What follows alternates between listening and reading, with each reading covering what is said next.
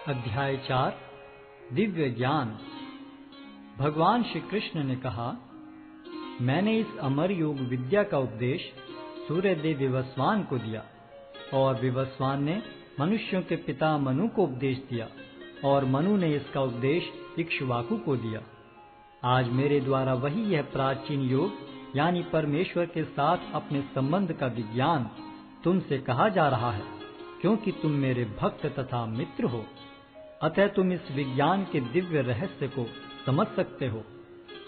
इस प्रकार यह परम विज्ञान गुरु परंपरा द्वारा प्राप्त किया गया और राज ऋषियों ने इसी विधि से इसे समझा, किंतु कालक्रम में यह परंपरा छिन्न हो गई। अतः यह विज्ञान यथारूप में लुप्त हो गया लगता है। अर्जुन ने कहा, सूर्यदेव विवस्वान आपसे पहले हो चुके हैं, तो फिर मैं कैसे समझूं कि प्रारंभ में भी आपने उन्हें इस विद्या का उपदेश दिया था। श्री भगवान ने कहा, तुम्हारे तथा मेरे अनेकानेक जन्म हो चुके हैं। मुझे तो उन सब का स्मरण है, किंतु हे परंतप तुम्हें उनका स्मरण नहीं रह सकता है। यद्यपि मैं अजन्मा तथा विनाशी हूँ और यद्यपि मैं समस्त जीवों का स्वामी हूँ, तो भी प्रत्येक युग में मैं अपने आदि दिव्य रूप में प्रकट होता हूँ। हे भरतवंशी, जब भी और जहाँ भी धर्म का पतन होता है और अधर्म की प्रधानता होने लगती है, तब तब मैं अवतार लेता हूँ। भक्तों का उद्धार करने, दुष्टों का विनाश करने तथा धर्म की फिर से स्थापना करने के लिए मैं हर युग में प्रकट होता हूँ। हे अर्जुन, जो मेरे आविर्भाव तथा कर्मों की दिव्य प्रकृति को जानता है, वह इस शरीर को छोड़ने पर इस भौतिक संसार में पुनः जन्म नहीं लेता, अपितु मेरे सनातन धाम को प्राप्त होता है। आसक्ति, भय तथा क्रोध से मुक्त होकर, मुझ में पूर्णतया तन्मय होकर और मेरी शरण में आकर बहुत से व्यक्ति भूतकाल में मेरे ज्ञान से पवित्र हो चुके हैं। इस प्रकार से उन सबों ने मेरे प्रति दिव्य प्रेम को प्राप्त किया है। जिस भाव से सारे लोग मेरी शरण ग्रहण करते हैं, उसी के अनुरूप मैं उन्हें फल देता हूँ। हे पार्थ, प्रत्येक व्यक्ति सभी प्रकार से मेरे पथ का अनुगमन करता है। इस संसार में मनुष्य सकाम कर्मों में सिद्धि चाहते हैं, फलस्वरूप वे देवताओं की पूजा करते हैं। निस्संदेह संसार में मनुष्य को सकाम कर्म का फल शीघ्र प्राप्त होता है। प्रकृति के तीनों गुणों और उनसे संबद्ध कर्म के अनुसार मेरे द्वारा मानव समाज के 4 विभाग रचे गए। यद्यपि मैं इस व्यवस्था का सृष्टा हूँ, किंतु तुम यह जान लो कि मैं इतने पर भी अव्यय अकर्ता हूँ। मुझ पर किसी कर्म का प्रभाव नहीं पड़ता, न ही मैं कर्म फल की कामना करता हूँ। जो मेरे संबंध में सत्य को जानता है, वह भी कर्मों के फल के पाश में नहीं बंधता। प्राचीन काल में समस्त मुक्तात्माओं ने मेरी दिव्य प्रकृति को जान करके ही कर्म किया। अतः तुम्हें चाहिए कि उनके पद चिन्हों का अनुसरण करते हुए अपने कर्तव्य का पालन करो। कर्म क्या है और अकर्म क्या है, इसे निश्चित करने में बुद्धिमान व्यक्ति भी मोहग्रस्त हो जाते हैं। अतः मैं तुमको बताऊंगा कि कर्म क्या है, जिसे जानकर तुम सारे अशुभ से मुक्त हो सकोगे। कर्म की बारीकियों को समझना अत्यंत कठिन है। अतः मनुष्य को चाहिए कि वह यह ठीक से जाने कि कर्म क्या है, विकर्म क्या है और अकर्म क्या है। जो मनुष्य कर्म में अकर्म और अकर्म में कर्म देखता है, वह सभी मनुष्यों में बुद्धिमान है और सब प्रकार के कर्मों में प्रवृत्त रहकर भी दिव्य स्थिति में रहता है। जिस व्यक्ति का प्रत्येक प्रयास इंद्रिय तृप्ति की कामना से रहित होता है, उसे पूर्ण ज्ञानी समझा जाता है। उसे ही साधु पुरुष ऐसा करता कहते हैं, जिसने पूर्ण ज्ञान की अग्नि से कर्म फलों को भस्मसात कर दिया है। अपने कर्म फलों की सारी आसक्ति को त्याग कर सदैव संतुष्ट तथा स्वतंत्र रहकर वह सभी प्रकार के कार्यों में व्यस्त रहकर भी कोई सकाम कर्म नहीं करता।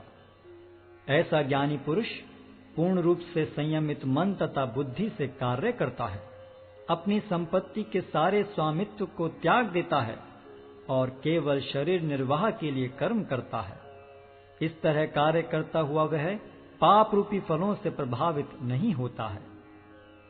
जो स्वतः होने वाले लाभ से संतुष्ट रहता है, जो द्वंद्व से मुक्त है और ईर्ष्या नहीं करता, जो सफलता तथा असफलता दोनों में स्थिर रहता है, वह कर्म करता हुआ भी कभी बंधता नहीं। जो पुरुष प्रकृति के गुणों के प्रति अनासक्त है और जो दिव्य ज्ञान में पूर्णतया स्थित है, उसके सारे कर्म ब्रह्म में लीन हो जाते हैं। जो व्यक्ति कृष्ण भावनामृत में पूर्णतया लीन रहता है, उसे अपने आध्यात्मिक कर्मों के योगदान के कारण अवश्य ही भगवत धाम की प्राप्ति होती है, क्योंकि उसमें हवन आध्यात्मिक होता है और हवि भी आध्यात्मिक होती है।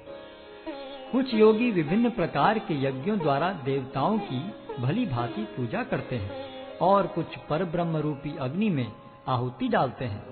इनमें से कुछ विशुद्ध ब्रह्मचारी श्रवणादि क्रियाओं तथा इंद्रियों को मन के नियंत्रण रूपी अग्नि में स्वाहा कर देते हैं, तो दूसरे लोग इंद्रिय विषयों को इंद्रियों की अग्नि में स्वाहा कर देते हैं।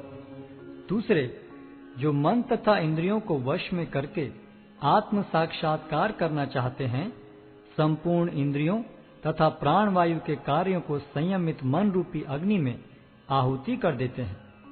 कठोर व्रत अंगीकार करके कुछ लोग अपनी संपत्ति का त्याग करके कुछ कठिन तपस्या द्वारा, कुछ अष्टांग योग पद्धति के अभ्यास द्वारा अथवा दिव्य ज्ञान में उन्नति करने के लिए वेदों के अध्ययन द्वारा प्रबुद्ध बनते हैं। अन्य लोग भी हैं जो समाधि में रहने के लिए श्वास को रोके रहते हैं। वे अपान में प्राण को और प्राण में अपान को रोकने का अभ्यास करते हैं और अंत में प्राण अपान को रोककर समाधि में रहते हैं। अन्य योगी कम भोजन करके प्राण की प्राण में ही आहुति देते हैं।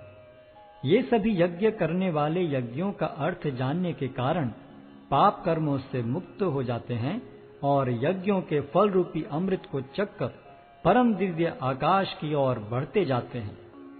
हे कुरुश्रेष्ठ, जब यज्ञ के बिना मनुष्य इस लोक में या तो इस जीवन में ही सुखपूर्वक नहीं रह सकता, तो फिर अगले जन्म में कैसे रह सकेगा। ये विभिन्न प्रकार के यज्ञ वेद सम्मत हैं और ये सभी विभिन्न प्रकार के कर्मों से उत्पन्न हैं। इन्हें इस रूप में जानने पर तुम मुक्त हो जाओगे। हे परंतप, द्रव्य यज्ञ से ज्ञान यज्ञ श्रेष्ठ है। हे पार्थ, अंततो गत्वा सारे कर्म यज्ञों का अवसान दिव्य ज्ञान में होता है। तुम गुरु के पास जाकर सत्य को जानने का प्रयास करो, उनसे विनीत होकर जिज्ञासा करो और उनकी सेवा करो। स्वरूप सिद्ध व्यक्ति तुम्हें ज्ञान प्रदान कर सकते हैं, क्योंकि उन्होंने सत्य का दर्शन किया है। स्वरूप सिद्ध व्यक्ति से वास्तविक ज्ञान प्राप्त कर चुकने पर तुम पुनः कभी ऐसे मोह को प्राप्त नहीं होगे, क्योंकि इस ज्ञान के द्वारा तुम देख सकोगे कि सभी जीव परमात्मा के अंश स्वरूप हैं, अर्थात वे सब मेरे हैं। यदि तुम्हें समस्त पापियों में भी सर्वाधिक पापी समझा जाए, तो भी तुम दिव्य ज्ञान रूपी नाव में स्थित होकर दुख सागर को पार करने में समर्थ होगे। जैसे प्रज्वलित अग्नि ईंधन को भस्म कर देती है, उसी तरह हे अर्जुन, ज्ञान रूपी अग्नि भौतिक कर्मों के समस्त फलों को जला डालती है। इस संसार में दिव्य ज्ञान के समान कुछ भी उदात्त तथा शुद्ध नहीं है। ऐसा ज्ञान समस्त योग का परिपक्व फल है। जो व्यक्ति भक्ति में सिद्ध हो जाता है, वह यथा समय अपने अंतर में इस ज्ञान का आस्वादन करता है। जो श्रद्धालु दिव्य ज्ञान में समर्पित हैं और जिसने इंद्रियों को वश में कर लिया है, वह इस ज्ञान को प्राप्त करने का अधिकारी है और इसे प्राप्त करते ही वह तुरंत आध्यात्मिक शांति को प्राप्त होता है। किंतु जो अज्ञानी तथा श्रद्धा विहीन व्यक्ति शास्त्रों में संदेह करते हैं, वे भगवत भावनामृत नहीं प्राप्त करते, अपितु नीचे गिर जाते हैं।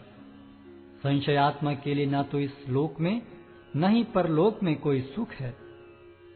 जो व्यक्ति अपने कर्म फलों का परित्याग करते हुए भक्ति करता है और जिसके संशय दिव्य ज्ञान द्वारा विनष्ट हो चुके हैं, वही वास्तव में आत्मपरायण है। हे धनंजय, वह कर्मों के बंधन से नहीं बंधता। अतएव तुम्हारे हृदय में अज्ञान के कारण जो संशय उठे हैं, उन्हें ज्ञान रूपी शस्त्र से काट डालो। हे भारत, तुम योग से समन्वित होकर खड़े हो और युद्ध करो।